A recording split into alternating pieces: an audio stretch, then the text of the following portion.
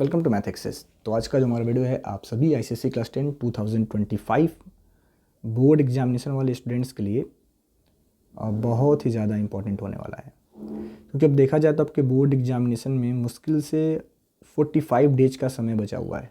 जैसे कि मैं आज वीडियो रिकॉर्ड कर रहा हूँ 25 दिसंबर को, तो आपके पास अगर देखा जाए तो 15 फरवरी से आपके एग्जामिनेशन स्टार्ट होने वाले हैं।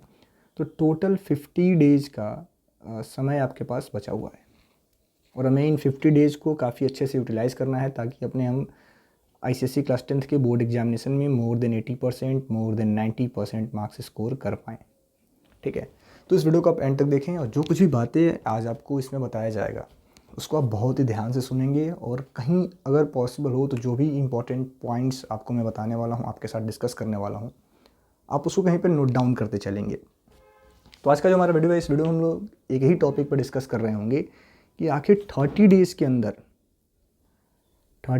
अंदर आप अपने मैथमेटिक्स आईसीएसई क्लास 10th के सिलेबस को कैसे कंप्लीट करेंगे, या फिर आप ऐसा कह लो कि लास्ट 30 डेज़ का हमारा क्या स्ट्रेटजी होना चाहिए ताकि हम लोग अपने आईसीएसई क्लास 10 मैथमेटिक्स में मोर देन 75 मार्क्स स्कोर कर पाएँ आउट ऑफ 80।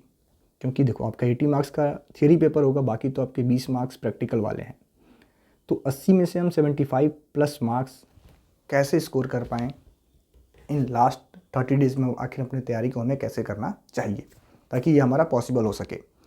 ठीक है, तो देखो, इस समय पे आप बच्चों के दिमाग में या फिर कह लो आपके साथ जो सबसे बड़ा समस्या होता है वह यह होता है कि हमारा बहुत सारा मैथमेटिक्स का सिलेबस है। ठीक है, बहुत सारा सिलेबस है, बहुत ज़्यादा ही सिलेबस है। अगर देखा जाए तो टोटल 20 से 22 चैप्टर आपके हैं। ठीक है, तो कुछ एक स्टूडेंट्स, अगर मैं इसमें बात करूं प्रेजेंट टाइम में, तो आपके प्री बोर्ड एग्जामिनेशन भी कंडक्ट हो चुके हैं।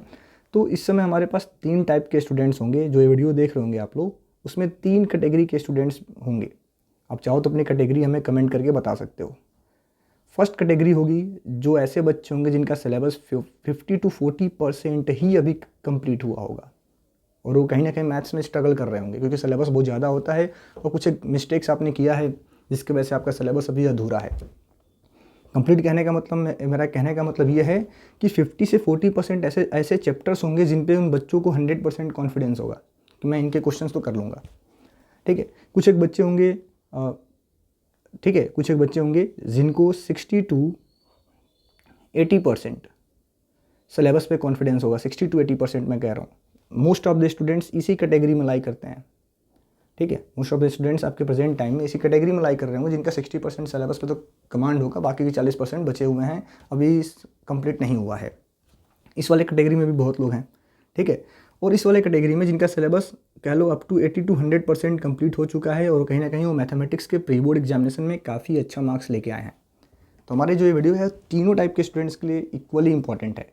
और मैं आप सभी बच्चों को बता दूं, अगर आप अभी भी मैथ्स को लेकर के काफ़ी ज़्यादा डिमोटिवेट हैं, आपको लग रहा है कि हमारा ही मैथ्स कंप्लीट नहीं हुआ है, तो आप अपने क्लास में अपने सारे दोस्तों से बात कर लेना, एक सर्वे कर लेना। मोस्ट ऑफ द स्टूडेंट्स 40% से ज़्यादा बच्चे आपको ऐसे मिलेंगे, मैं क्यों 50% कह सकता हूँ, जो अभी इस कैटेगरी में ही हैं, जिनका सिलेबस अभी बचा हुआ है, कंप्लीट सही से नहीं हुआ है। तो वो एक होता है ना कि कॉपी लिख के पूरा कर लेना, क्वेश्चन सॉल्व कर लेना, उसको हम सिलेबस कंप्लीट करना नहीं मानते हैं। सिलेबस कंप्लीट करने का मतलब क्या होता है कि ऐसे टॉपिक्स, ऐसे चैप्टर्स जो आपको 100% समझ में आ चुके हैं, जिनसे कुछ भी क्वेश्चन आपको दिया जाए आप कर लोगे। ठीक है, बाकी आपके 30% स्टूडेंट्स इसमें लाई करते हैं, 30 to 35% स्टूडेंट इसमें लाई करते हैं, और 10 से 15% ही बच्चे ऐसे होते हैं, 10 to 15% ही स्टूडेंट आपके ऐसे मिलेंगे आपको जो इस कैटेगरी में लाई करते हैं जिनका मैथमेटिक्स का सिलेबस हो चुका है। तो आपको बहुत ज़्यादा डिमोटिवेट होने की ज़रूरत नहीं है। अगर आप अभी भी यहाँ भी लाई कर रहे हो तो आप बहुत सही हो, अभी भी आपके पास 30 दिनों का समय है और आप इजीली कर जाओगे। बस आपको करना क्या है कि जो कुछ भी पॉइंट्स मैं आज आपके साथ डिस्कस कर रहा हूँ उनको आप सही से फॉलो करते चलें, और आपने 100% इन पॉइंट्स को फॉलो किया तो आप वाकई में with in the given time interval, यानी अपने बोर्ड एग्जामिनेशन से पहले, आप काफ़ी अच्छे से मैथमेटिक्स को प्रिपेयर कर लोगे। और ये जो मैं बात कह रहा हूँ सिर्फ और सिर्फ मैथ्स के लिए नहीं है, ये आपके सभी सब्जेक्ट्स के लिए कह लो लागू होता है। ठीक है, बस मैं आपसे इतना ही कहना चाहूँगा कि आपका जो फर्स्ट प्री बोर्ड का एग्ज़ाम हुआ है, पहला काम आपका यही है इस वीडियो को बंद करने के बाद से। जब भी आप इस वीडियो को देख रहे हो, जब आपका वीडियो आप कंप्लीट देख लो, तो आपको पहला काम जो करना है कि आपका जो भी प्री बोर्ड एग्जामिनेशन कंडक्ट हुआ है मोस्ट ऑफ द स्कूल्स में प्री बोर्ड एग्जामिनेशन 2024 यानी पहला आपका प्री बोर्ड कंडक्ट हो चुका होगा। तो आपको बस यही एनालिसिस करना है कि आखिर आपने अपने मैथमेटिक्स के प्री बोर्ड एग्ज़ाम में किस किस चैप्टर के क्वेश्चन आपसे हो गए, कौन कौन ऐसे चैप्टर्स हैं जिनके क्वेश्चंस को आपने ईजिली अटेम्प्ट कर लिया एंड उसमें आपके फुल मार्क्स आ गए, कितने ऐसे चैप्टर्स हैं। ठीक है, सेकंड नंबर पे आपको आइडेंटिफाई करना है कि क्या कुछ ऐसा मिस्टेक हुआ। कुछ क्वेश्चन ऐसे भी आपको मिले होंगे जिनमें आपको ने बहुत ही बेसिक सा मिस्टेक किया होगा।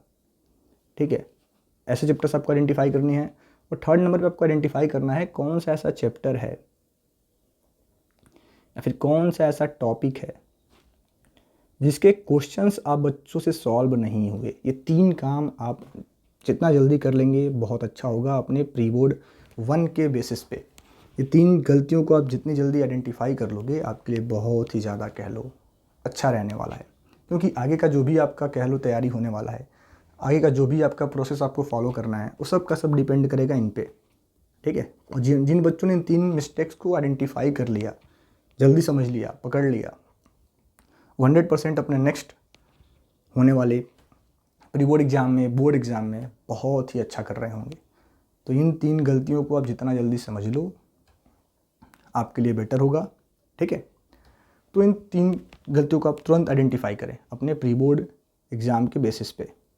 ठीक है, देन इसके बाद से आपको करना क्या है कि आपको एक लेना है सीट, एक कह लो पेपर आपको लेना है। उस पेपर पे आपको बनाने हैं 3 बॉक्स। एक आपको बॉक्स बनाना है कंप्लीटेड चैप्टर, यानी ऐसा चैप्टर जिसको आपने 100% कंप्लीट कर लिया है, जिसमें आपको फुल कॉन्फिडेंस है कि इसके क्वेश्चन तो कहीं से कोई पूछ लेगा, मैं 100% सॉल्व कर दूंगा।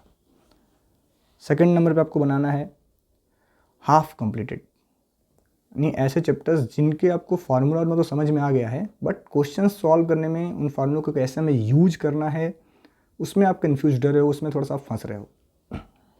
Of third column, third box आपका होगा नॉट कंप्लीटेड, यानी ऐसा चैप्टर जिसमें आप बिल्कुल अभी तक कुछ नहीं पढ़े हो, कंप्लीटली ब्लैंक हो। तो 3 कैटेगरी में आपको मैथ्स को डिवाइड कर लेना है, जितना जल्दी हो सके आप डिवाइड कर लो, क्योंकि जो चैप्टर्स आपके 100% कंप्लीट हो चुके हैं, जो आपको समझ में आ रहा है, इन पे अब बहुत ज़्यादा टाइम देने की ज़रूरत नहीं है। इनसे आप टाइम हटा करके इन चैप्टर्स के प्रैक्टिस पे फोकस करो, जो आपको समझ में तो आ चुके हैं, बट क्वेश्चंस को कैसे अप्लाई करना है, क्वेश्चन में फॉर्मूलों कैसे अप्लाई करना है, क्वेश्चन में कॉन्सेप्ट कैसे में अप्लाई करना है, उसमें आप लैग कर रहे हो, उसमें आप फंस रहे हो।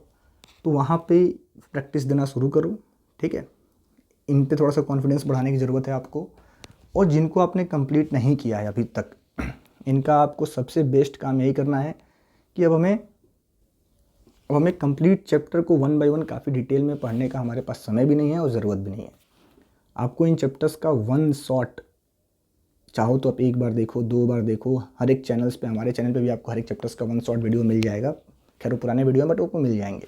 आप सभी चैप्टर्स को यहाँ से रिवाइज करना शुरू करो, 1 शॉट देखो, उस चैप्टर के इंपॉर्टेंट क्वेश्चंस आप अपने बुक के कुछ एक इंपॉर्टेंट क्वेश्चंस को लगाओ। पहले आपको सबसे पहले चैप्टर समझ के बेसिक कुछ क्वेश्चन लगा लेने चाहिए, उसके बाद से आप कुछ इंपॉर्टेंट क्वेश्चंस को लगाओ। आप बच्चे अगर कहेंगे तो मैं सलीना एंड एमएल अग्रवाल के बुक के इंपॉर्टेंट क्वेश्चंस आपको मार्क करा दूंगा। देन आपको करना क्या है कि उसके बाद से आपको प्रैक्टिस करना है PYQs 10 ईयर्स का। ठीक है, इन चैप्टर्स का जिनको आपने अभी तक कंप्लीट नहीं किया है, क्योंकि अब आपके पास समय नहीं है कि आप पूरे बुक को सॉल्व कर पाएंगे। बाकी अदर सब्जेक्ट्स पे भी तो आपको फोकस करना है। हाँ, अगर पॉसिबल हो तो आप कर लो, मैं मना नहीं करूँगा। ठीक है, तो ये काम आप पहले कर रहे होंगे। ठीक है, पहले आपको अपने मैथ्स को इन 3 कैटेगरी में जितना जल्द आप डिवाइड कर दो उतना बेटर होगा। इतना करने के बाद से बाकी मैं उन बच्चों को बताना चाहूँगा जो बच्चे इस कैटेगरी में आते हैं। ये जो हमारा था एक फर्स्ट कैटेगरी वालों के लिए था, जिनका सिलेबस अभी बहुत ज़्यादा बाकी है। सेकंड एंड थर्ड वालों से मैं एक पॉइंट डिस्कस करना चाहूँगा। ये देखो, ये ऐसा नहीं कि मैं ये सिर्फ फर्स्ट वाले ही इसको फॉलो करेंगे और जो मैं आगे डिस्कस करने वाला उसको फॉलो नहीं करेंगे। आपके लिए भी है, आप ध्यान से देखो, समझो। अगला स्टेप में आपको करना क्या है, अगले स्टेप में आप अपने चैप्टर्स का डिवीज़न ऐसे कर सकते हैं। सेकेंड स्टेप कि आपको आइडेंटिफाई करने हैं पहले मैथ्स के ईजी चैप्टर्स। देखो, ये आपके लिए भी सही है जिनको मैंने पहला रूल फॉलो करने के लिए बोला। देखो ऐसा नहीं कि बस जिनने कम कंप्लीट किया उन्हीं को फॉलो करना है, सबको फॉलो करना है। पहला बच्चा भी कर सकता है, सेकंड ग्रेड का बच्चा भी कर सकता है, और थर्ड टाइप वाला बच्चा भी ये काम कर सकता है जो मैंने अभी बताया। भाई थर्ड वाला इसको रिवीजन के पर्पज़ से कर सकता है, सेकंड वाला भी इसको रिवीजन के पर्पज़ से ले सकता है। देखो सेकंड वाले के भी तो अभी 3-4 चैप्टर बचे हुए हैं, और फर्स्ट वाले को तो भाई सीरियसली फॉलो करना है इसको। सेकंड टाइप हमारा क्या है कि आप अपने मैथमेटिक्स को एक और कैटेगरी में डिवाइड करें,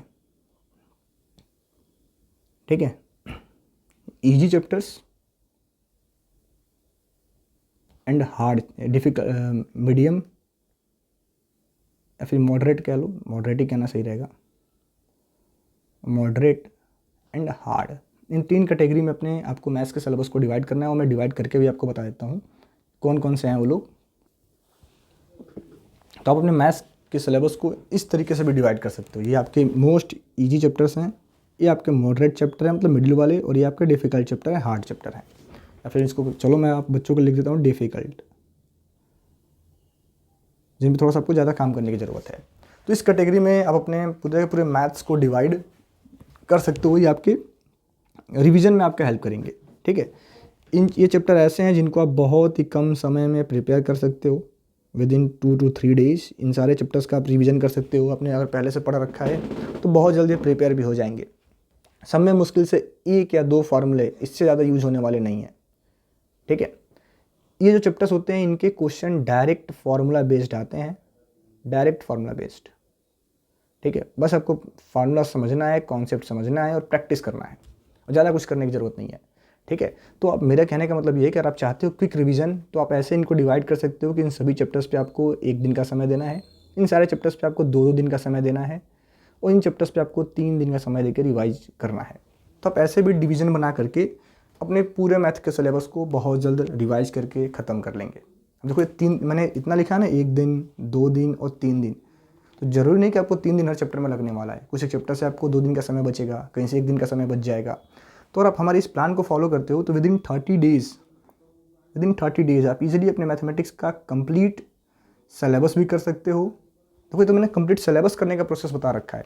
आप चाहो तो हमारे अगर इस टेक्निक को आजमा के आप रिवीजन करना चाहते हैं कि हम पहले एक इजी चैप्टर रिवाइज करेंगे, देन हम मॉडरेट वाले, और देन हम डिफ़िकल्ट वाले, तो इस टेक्निक को फॉलो करके आप काफ़ी अच्छे से रिवीजन भी कर सकते हैं, ठीक है। तो अगर हमारा वीडियो आप बच्चों को अच्छा लगा होगा तो हमारे इस चैनल को सब्सक्राइब करें, वीडियो को लाइक करें।